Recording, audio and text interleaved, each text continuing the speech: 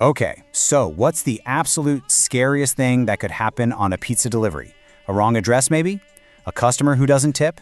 Well, for a college student named John, the answer was something so much worse. This is the true story of how a totally routine, late-night job spiraled into a desperate fight for survival. It's a chilling reminder that sometimes the most ordinary moments can hide the most unbelievable horror. It's a question you probably never even consider, right? But for John, it almost became a terrifying reality. Let's dive into how his final delivery of the night very nearly became his final moment, period. So, picture this. The night's already winding down. It's 1 in the morning, the shop is dead quiet, and John is just about to lock up and finally head home. Sleep is so close he can almost taste it, but then the phone screeches, shattering the silence. So John's got a choice to make. Technically, the shop is closed. But on the other hand, the order's huge. We're talking 4 large pizzas. For a college kid, a tip on an order like that's too good to pass up. He almost paid attention to the strange, kind of trembling voice on the phone. It was a weird detail, a little red flag he just decided to ignore for the cash. And man, what a mistake that was. The address wasn't just far away. It was way out on the desolate fringe of the city. With every mile he drove, the familiar glow of streetlights just vanished in his rearview mirror, and this deep, unsettling darkness started to swallow the road in front of him. Before long, the smooth pavement just disappeared. It turned into this rough, unpaved dirt track. Wild trees formed this creepy canopy overhead, literally blocking out any light from the sky. There were no streetlights out here, so the only thing cutting through the absolute blackness was his bike's headlamp. He was completely, utterly isolated, and this cold, creeping feeling of unease started to settle deep in his gut. After what felt like forever, he finally found it. The address led him to this rundown, dilapidated house that looked like it was being swallowed by the forest. It was dark, silent, and it just had that unmistakable look of a place that had been empty for a long, long time. Okay, so every single instinct in John's body is just screaming at him to turn around and get out of there. He grabs his phone, tries to call his manager, probably hoping he'll say, just come back, but nothing. Straight to voicemail. So now he's stuck. He's got this image of his angry manager and losing a chunk of his paycheck, fighting against this growing dread. So he makes a deal with himself. Okay, just one try. I'll ring the bell once, and if no one answers, I am gone. As he's walking up this crumbling path, a single light just flickers on in an upstairs window. Okay, a little spark of hope. He rings the bell, yells out, "Pizza delivery," into the dead silence. He can hear faint footsteps shuffling around inside, but nobody comes to the door. Spooked and pretty annoyed at this point, he turns to leave, and that's when the door just groans open, all by itself. And against all of his better judgment, he leans in and peers into the dark, empty hall. So he's inside, and the silence is just heavy, you know? John calls out again, "Hello, pizza delivery," and his voice just echoes in this empty space. And that's when things go from just weird to terrifying.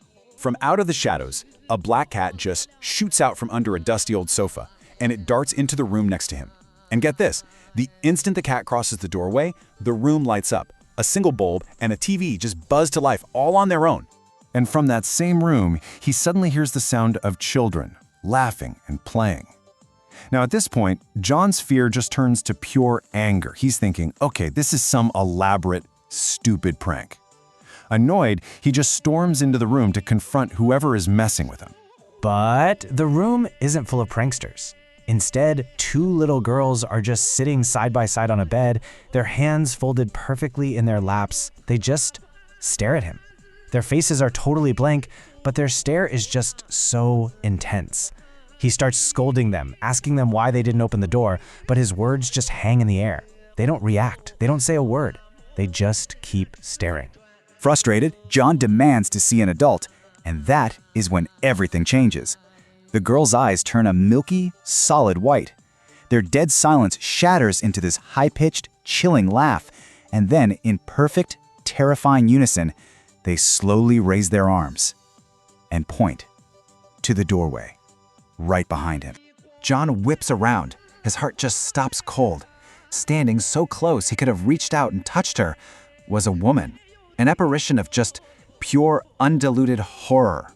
In that one single moment of absolute terror, all 4 pizzas just hit the floor.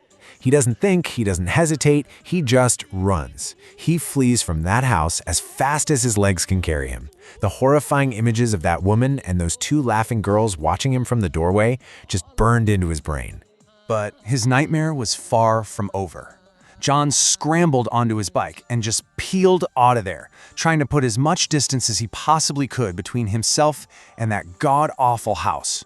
He probably hadn't even made it 100 yards down that dirt road when his bike starts sputtering and then just dies. Stranded. He checks it out and sees the problem immediately, a sharp puncture in his back tire. Total panic just flares up in his chest. He's alone in the dark with a broken down bike and that house of horrors right behind him. With trembling hands, he dials the police. So as he's pleading with the dispatcher, a flicker of movement in his bike's rearview mirror catches his eye. He glances down, and his blood just turns to ice. There, reflected in that tiny circle of glass, stood the woman and the two little girls. They weren't running, they were just walking towards him. Slowly, deliberately. He doesn't even think. He abandons the bike and just plunges into the pitch-black woods, thorns and branches tearing at his clothes. He shoves himself behind this massive tree, holding his breath, just praying they can't see him. And then, cutting through the silence, he hears it, the faint, beautiful sound of police sirens. Hope just surges through him. It's his only chance. He bursts from the trees, finding one last ounce of strength to sprint back towards the road and those approaching lights. Gasping for breath, John tells the completely bewildered officers everything. The girls, the woman, the chase, all of it. They listened, and then they searched that old house from top to bottom. But they found nothing. No lights, no TV, no woman, no children. The house was cold, empty, and silent. The only living thing inside was a stray black cat watching them from the shadows. The next morning, the police closed the file, but not before they told John the history of that house. See, 3 years earlier, the people who lived there, a woman and her 2 young daughters, were all mysteriously murdered. The house had been abandoned ever since, and in that moment, the chilling truth just hit John like a punch to the gut. It wasn't a prank. He had delivered pizza to the restless spirits of a murdered family. An experience like that, well, it leaves a permanent scar. John quit his job immediately, of course. The memory of that night became this trauma that he could never truly escape. Even now, he trembles uncontrollably whenever he thinks about it. John survived, but the story doesn't really end there. Because while he found out what was haunting that old house, the biggest question of all was never answered. Who murdered that family and that house 3 years ago? The police never found out. The case is still unsolved. And that leaves us with one final chilling thought. What if those spirits weren't trying to harm John? What if they were trying to deliver a message about their killer?